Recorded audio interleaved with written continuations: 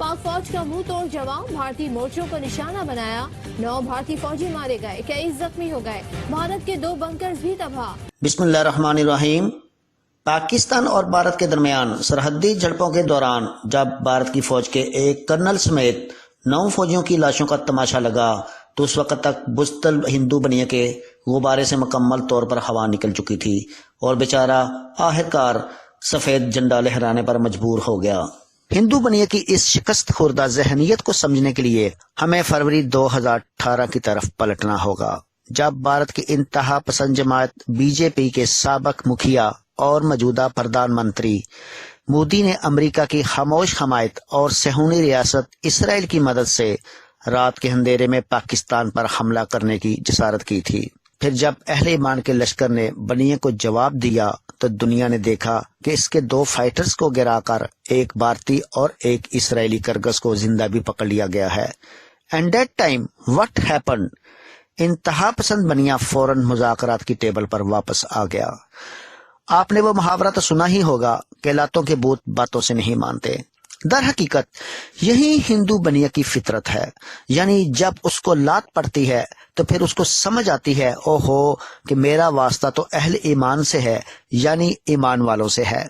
गुज़श्ता कई सालों से कह रहा हूं कि जिस तरह यूरोप और अमेरिका की सियासत का महवर इस्लाम फोबिया पर है, इसी तरह भारत की जो पॉलिटिक्स है इसका महवर पाकिस्तान फोबिया पर है। दरअसल इंतहा पसंद मोदी इस गलत फहमी का शिकार हो चुका है कि वो आलमी एस्टेब्लिशमेंट की मदद से तब ही कामयाब हो सकता है जब वो सर्जिकल स्ट्राइक जैसा कोई अहमकाना कदम उठाएगा। तो उसने 20 अक्टूबर को भी ऐसी ही बेवकूफी करने की कोशिश की थी। एक्चुअली हुआ ये था कि सबसे पहले भारत के कुछ फौजियों ने पाकिस्तानी हदूद में घुसने की कोशिश की और उनकी मदद के लिए भारतीय फोर्सेस ने उनको कवर फायर देना शुरू कर दिया था कि इसी दौरान पाक शाहीनों की तेज नजरों ने उन भारतीय चूहों को पाक सरहदों को क्रॉस करते हुए देख लिया था। तब एसएसजी के कमांडोज तेजी से हरकत में आए और शदीद फायरिंग के दौरान ही 3 भारतीय फौजियों को उचक लिया। तब पाक फोर्सेस ने जवाबी कार्रवाई करते हुए ठोक के जवाब दिया और उनके एक कर्नल समेत 8 फौजियों को जहन्नम वासल करने के साथ साथ 32 भारतीय सूरमा को जख्मी भी कर दिया। जब भारतीय फोर्सेस को समझ आ गई कि अब हमारा बड़ा बलिदान होने वाला है तो उन्होंने उसी वक्त सफेद झंडा लहरा दिया। देखे, मैं इससे पहले भी पाकिस्तानी कौम को बावर करवा चुका हूं, India don't have the courage to face our attack on Pakistan directly.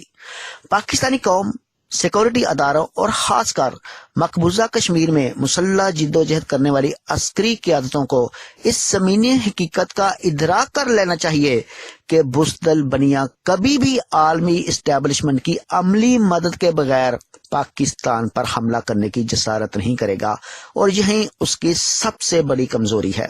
अगर आप खुलकर भी पूरे भारत में काम करेंगे तो ये तब भी बेचारा कुछ नहीं कर सकेगा।